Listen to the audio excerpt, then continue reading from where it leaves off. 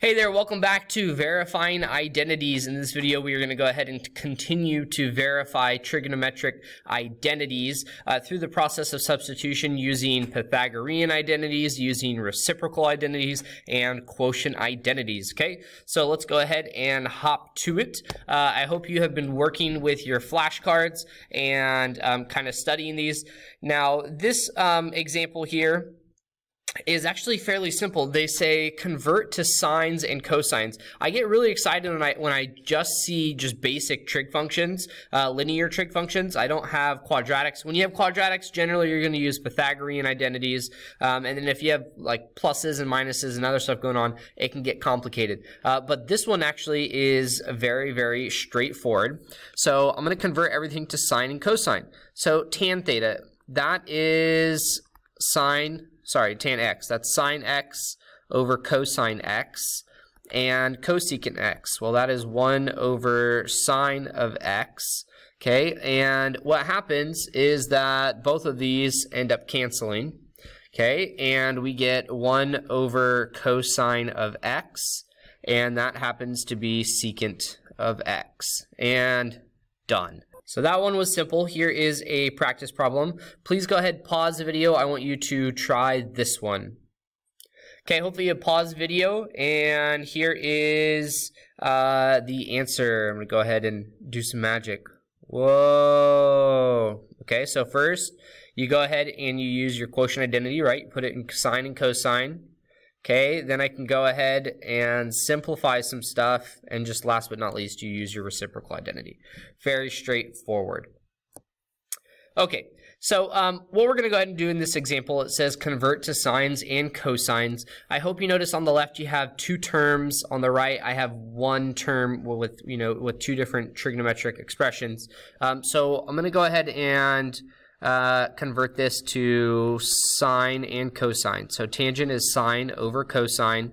Cotangent is cosine over sine. Okay, and then next what I'll do is, in order to add these, I need to have a common denominator. So I'm going to multiply by sine of x on the left. Okay, and then on the right, I'll multiply by cosine of x by a factor of 1, right? So I'm not really changing this. I'm multiplying by 1. Okay, so this is going to become sine squared of x over sine x cosine x plus cosine squared x over sine x cosine x. Okay, and I hope at this point you kind of see what's going to happen. I have sine squared x plus cosine squared x all over sine x cosine x. Okay, and in the numerator we have a Pythagorean identity. Sine squared plus cosine squared equals 1. See, those flashcards are starting to pay off. Sine x times cosine x. Well, here what I can do is I can go ahead and separate the denominators, because I can multiply by 1 over sine x times 1 over cosine x, and this gives me, right, my 1 over sine x times cosine x. Okay, so that's why it's a legal move. You can't do that if, like if I had a 2 in the numerator, I couldn't do 2 times sine of x over 2 times cosine of x. Okay, you'd have to approach it kind of differently. But anyway, this becomes, sorry, I lost my place. Here we go. This becomes, using the reciprocal identities, we get cosecant x times sine of x. No, secant of x. Okay, and is that what we wanted to prove? It is. QED, we are done. All right. Okay, so please pause the video. Here is an example. I'd like you to go ahead and try that, kind of using those same processes. All right, hopefully you pause the video. Here is the solution. Okay, so convert to sine, and then you get a common denominator, right? 1 minus sine squared, that is cosine squared using Pythagorean identity, and you get cosine of x times cotangent of x. All right, here is our final example, and in this example, we are asked to verify that secant of x plus tangent of x is equal to cosine of x over 1 minus sine of x. So I hope you notice in the denominator we have 1 minus sine of x, and whenever you have a problem like this, that kind of screams conjugate, right? 1 minus a trig function, which is linear, right? If it was squared, you could go ahead and do Pythagorean identity right away. So I'm going to multiply by the conjugate by a ratio of 1. So 1 plus sine of x, top and bottom. So this is 1, so I'm not really changing it. Okay, and I'm going to carry out my multiplication. Cosine times 1 gives us cosine of x, plus cosine times sine gives us cosine of x times sine of x. Okay, and in our denominator, 1 times 1 gives us 1. 1 times positive sine is positive sine, negative sine times 1 is negative sine x. Those two terms cancel, and I get negative sine x times positive sine x, which is negative sine squared x. So, okay, why did I go ahead and multiply with the conjugate? Well, now my denominator is a Pythagorean identity. I have cosine of x plus cosine of x sine of x all over cosine squared x. Now, why does that even matter? Well, because I can go ahead and I can split my numerator with the denominator. Forgot my variable.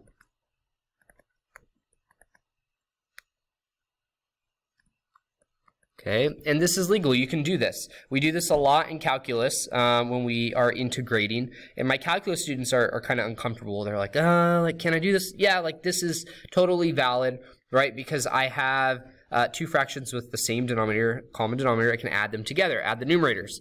So we're doing this because I hope you see some cancellations, right? This ends up being 1 over cosine of x, okay, plus up here we end up losing a cosine x, so then we have sine of x over cosine of x, which equals, I know what I see, I don't know what you see, yep, and that's what we want to verify, secant x plus tan x, right? I know that 1 over cosine x, this is secant of x. And actually, you know what? To be fancy, I'm going to go ahead and write it over here. This is secant of x, right? Plus sine over cosine of x, that's tan of x. And hey, we showed exactly what we wanted to show, right? So QED. I'm going to get rid of that equal sign there. And we're done. That's it. Okay, here is a practice problem. Please go ahead, try this one.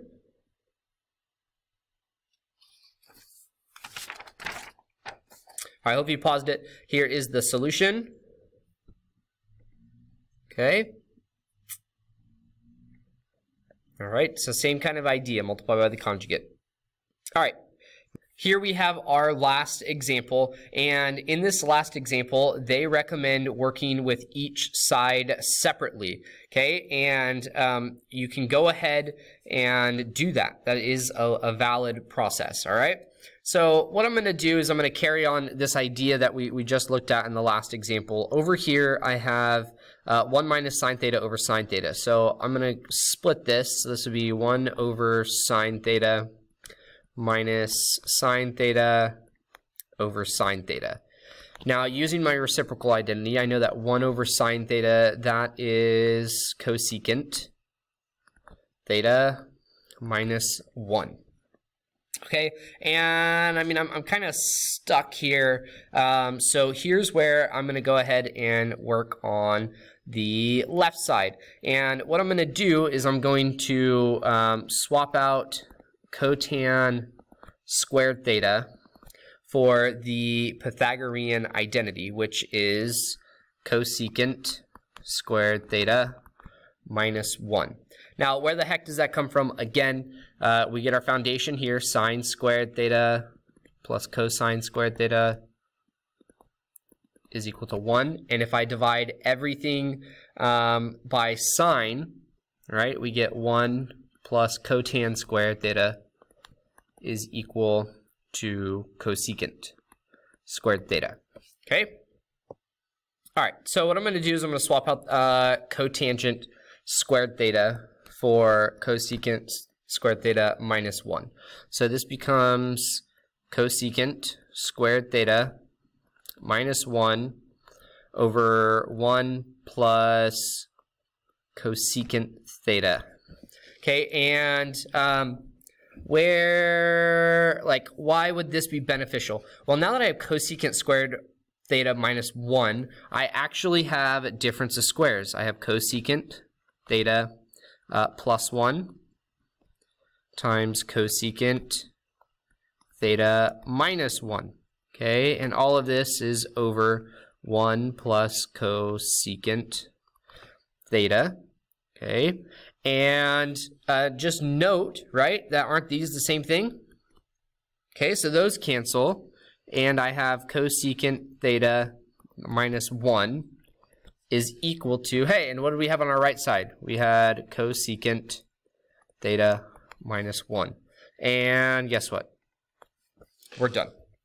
So you can do that. You can work from both sides, believe it or not. That is valid, right? And I could easily go ahead and work backwards. I could kind of go ahead and do that, okay? All right, here's the last practice one, okay? Please go ahead and try this one, and I will post the solutions. All right, so here is the solution. Okay, if you separate them, again, swap out with the Pythagorean identity on the left, and then factor, we get secant theta minus 1.